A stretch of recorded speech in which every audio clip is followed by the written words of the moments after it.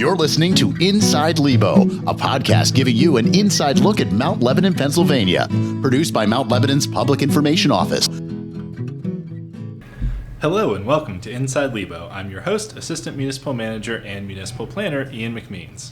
And I'm Mount Lebanon's Assistant Public Information Officer and Senior Editor of Mount Lebanon Magazine, Rachel Windsor. In today's episode, we're talking about the essential work that keeps Mount Lebanon running smoothly, from road repairs to park improvements, with Rudy Sukal, our Public Works Director. And so, Rudy, thank you so much for being here. Let's start with the big picture. Public Works is involved in so many different aspects of life in Mount Lebanon, including roads, sidewalks, parks, and more. Can you give us an overview of the department's day-to-day operations? Yes, good morning, and thanks for having me. I appreciate it. Share a little bit of knowledge about the Public Works Department. So this time of the year, we're currently focused on inspecting our infrastructure.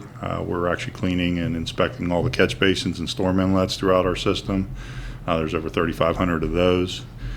We also are doing a lot of spring cleanup inside of the parks and those type of areas along the streets, gutter lines and so forth, trying to get some of the winter debris cleaned up.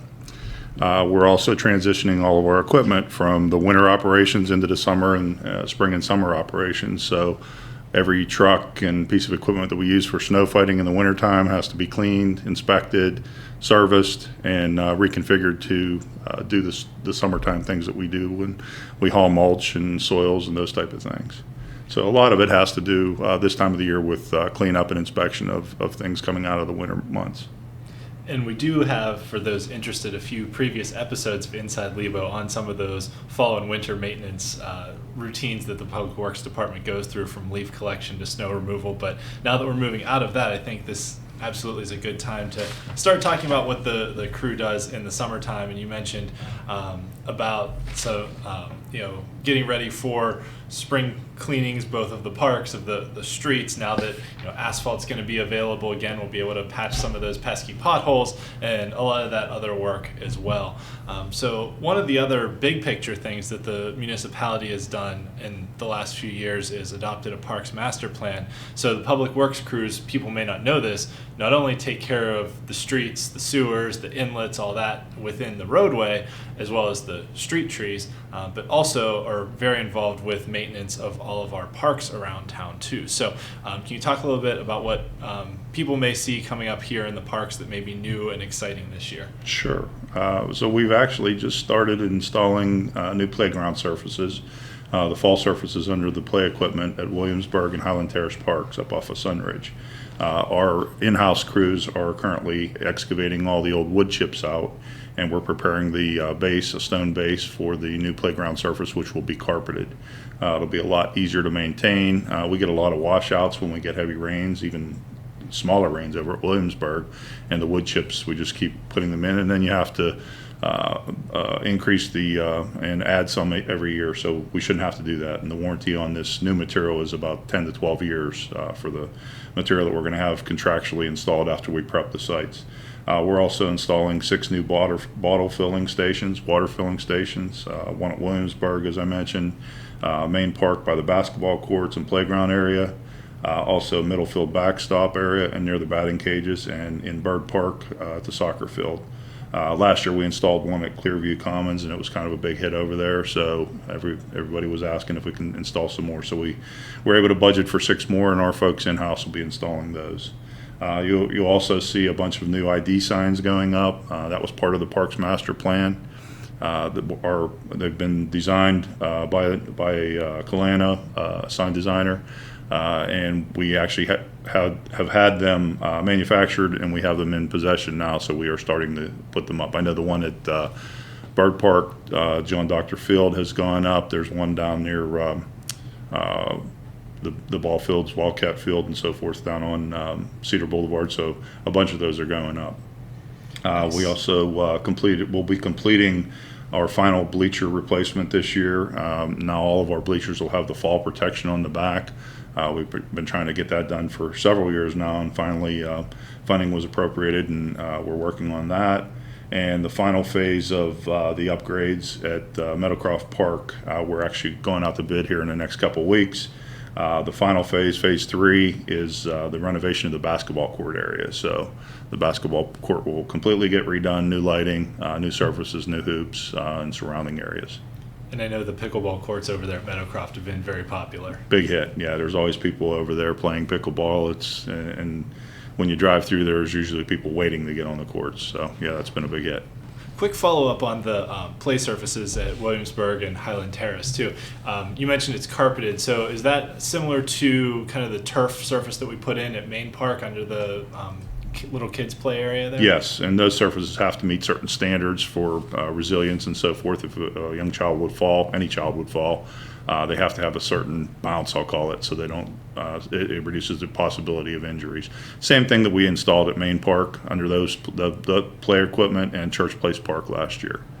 Cool. So we're trying to keep that as our standard. It's much easier to maintain, so we're hoping to do all the playground areas over the next several years. Makes sense. I know when we did the public feedback from the Parks Master Plan and talked to some folks from the Public Works crew, it was mentioned how when we had the wood chips in Main Park, kids would naturally, because they're children, take the wood chips and disperse them all over the place, including all through the little musical instruments and stuff. And we had to have members of our Public Works crew go every morning and clean out some of those little xylophones and things from the wood chips. So I'm sure from a maintenance standpoint, the turf carpeted surface makes it a lot easier, as well as making it more ADA accessible, because strollers, wheelchairs, anything with wheels is a challenge going across wood chips. So the carpeted surface, I'm sure, is much easier to traverse. That was definitely a consideration when proposing this change, yes.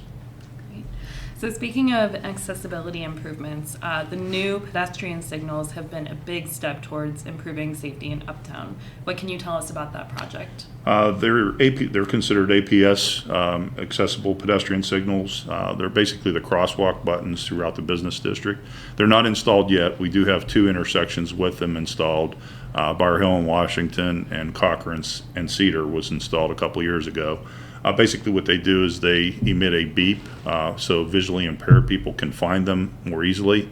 And then when they're activated or the button is pressed, it actually tells whoever is waiting to cross verbally when it's safe to cross and when it's not safe to cross. So there's verbal instructions along with the visual cue with the walk and don't walk signal.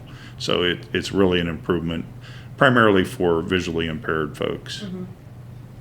Great. Well, we're going to take a short break here, and we'll be back with more from Public Works Director Rudy Sukal.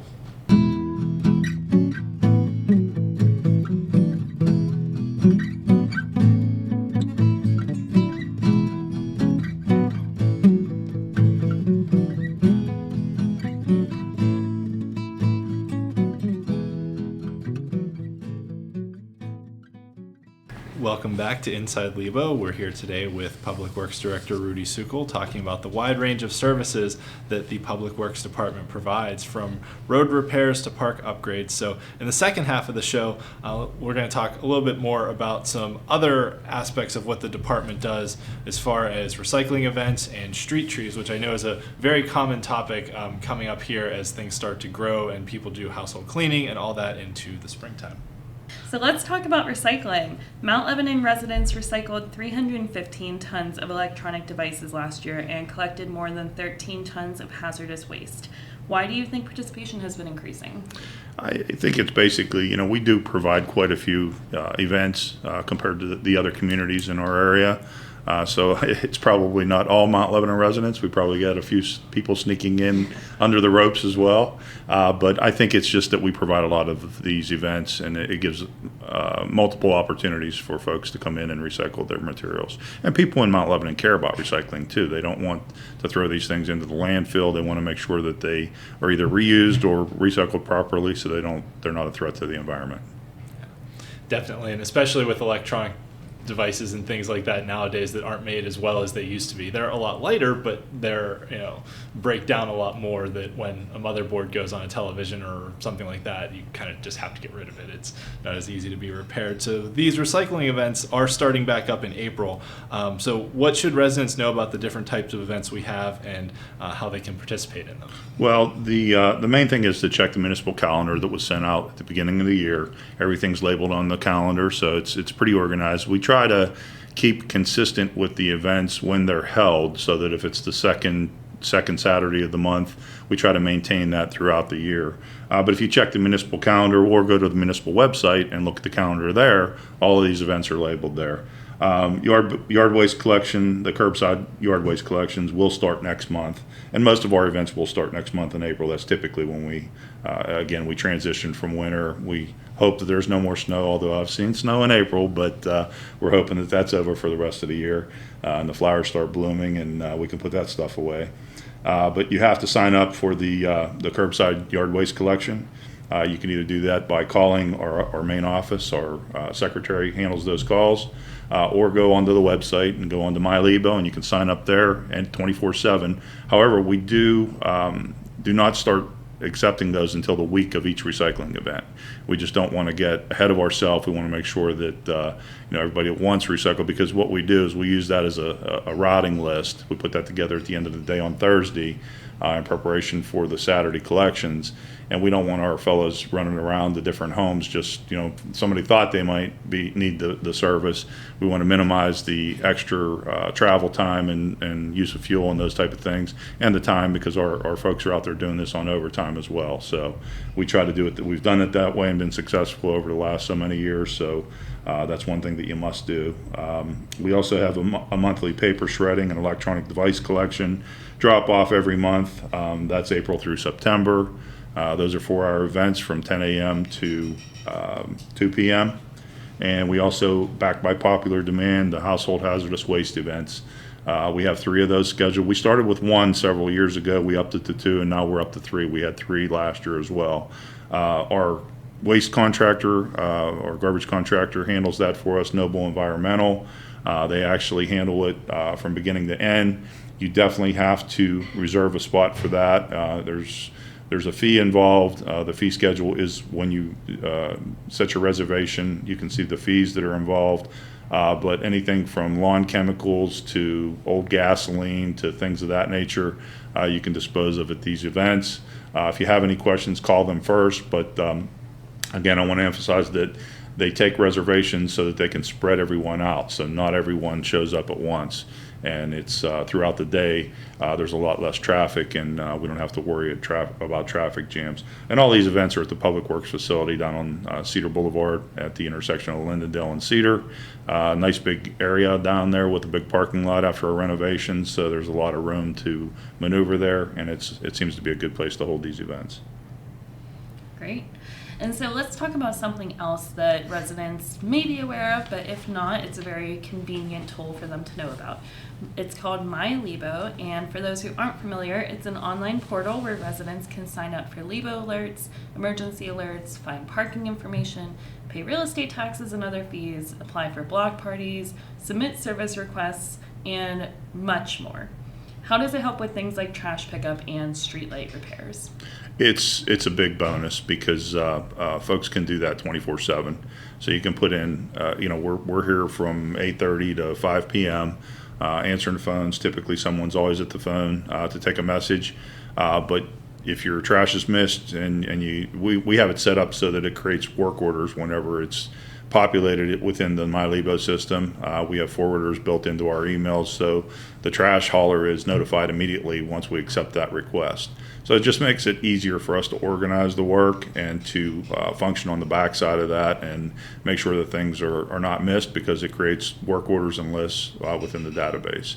So it's been a real help to organize our work and the things that we do, the services that we provide. Cool. So for missed trash collection, people can either call the municipal offices during our regular business hours of 8:30 to 5 Monday through Friday, or they can fill out a service request on My Lebo for missed collections. That's correct. And I would like to maybe make one. We see at times folks use the My Lebo system as kind of a communication device. It's really not meant to be that way. To ask a question. You really shouldn't be inquiring about anything. You should call or email the office if you're asking a question. This is specifically for a service and to ask for a service, but not to communicate and ask us, can we plant a tree on a property or something of that nature. We'd rather you call, and then we can talk through that and make sure we provide the service that you're really looking for. So if you know what you need, that's when you use My Lebo, and you can go in there and generate a service request. And speaking of trees, you can also make service requests for street tree maintenance because the municipality maintains all of the street trees throughout the town. So you can do that through My Lebo as well, right? That's correct, yeah. Yeah, again, you can call, you can email, or you can use My Lebo. It's easier for us to organize that work if it's done through My Lebo. It's directly into the database then, and we can properly respond to those requests as we need to. Yeah, and you made some changes about 5 years ago or so to how that system works with the street trees, right? With how it's processed from a request to when it actually gets serviced. We did, and we also integrated it with the GIS system, which is our computer mapping that we use for tracking anything from sewers to catch basins to the trees and those type of things. So we've actually been able to incorporate the work order system into our GIS system to make it a little easier for our folks to know where the work needs to be done, so that they're not running back and forth across the municipality to provide those services. That makes a lot of sense, because then they can kind of isolate on a certain neighborhood or certain blocks. If there's multiple requests, they can kind of knock them all out at one time if they have the ability to. And I think people may not realize, we only have 3 people on our street tree crew? Forestry operation, yeah, we have 3 people on that crew, right? Yeah. Forestry supervisor and 2 climbers, that's correct. Yeah. So it's three people on the forestry crew maintaining 11,000 street trees? Over 10,000 last count, right? Yeah. Plus all the trees in the parks. And, for example, this past weekend we had a really bad windstorm blow through, and there were private trees that blew off and broke, but they end up in the street too. So we have to clear the streets. So we'll cut those trees in an emergency situation and get them off the road and get them back to the right of way or the front of the yard, just to make sure that there's passage for cars and pedestrians and so forth on the streets. That's typical storm operation. Great, and so that covers street tree maintenance and service requests, but residents can also request street trees through My Lebo. So can you walk us through that process and what residents need to know about the costs and different tree options? Yeah, the costs are, I should have looked that up before we started, but I think it's $160 now. Basically, that covers the cost of purchasing a tree. But when a resident submits a service request, we'll go out and look at the site to make sure there's no conflicts, either underground or above ground utility conflicts, conflicts with other infrastructure. We try to maintain a 40-foot spacing between the trees so that the tree has room to grow and get sunlight and air and all those type of things. We also look at the front yard. If someone has a large tree planted in their front yard, we can't plant another tree under it, because we can only plant within the right-of-way, the street right-of-way, and most street right-of-ways are 50 feet, so it's 25 feet from the center line to the front of towards the front of the house. So we have that little zone, usually the grass strip between the sidewalk and the curb. That's usually our space to plant them. Sometimes that's too small too. There are parts of the community where that's only a foot or two wide, and there's a lot of things that were done in the past that we're kind of dealing with now, so we try to avoid those same conflicts so that the roots aren't damaged. Roots are going to damage things. They're going to damage sidewalks and those type of things, but we try to minimize that and try and foresee that to eliminate the possibility of that for future maintenance needs. Absolutely. Well, Rudy, thank you so much for joining us today and sharing a little bit more about how Public Works is keeping Mount Lebanon running smoothly. That'll be it for this edition of Inside Lebo, produced by Marcia Morgenstern, with music by Drew Mignot and graphics by Chris Leeper. Thanks for listening, everyone. And you can check out the Mount Lebanon Public Works website, and as well as My Lebo for tools on how to make those kind of service requests, as well as calling into the Public Works Department at 412-343-3403 if you want to make a service request, have questions about things, or want to sign up for the wood waste pickup. And once again, I know those are very popular events, as Rudy mentioned, that are going to start up here in April, and we take those requests for wood waste pickups between Monday and Thursday the week that they're happening. So make sure you get in during those times if you want to have your wood waste picked up. So thanks again, everyone, and be sure to subscribe to the show on all of our platforms for future episodes, and we'll see you next time. Thanks for listening to Inside Lebo, produced by Mount Lebanon's Public Information Office. Learn more about all things Lebo at mountlebanon.org or by following our Facebook, Twitter, and Instagram pages.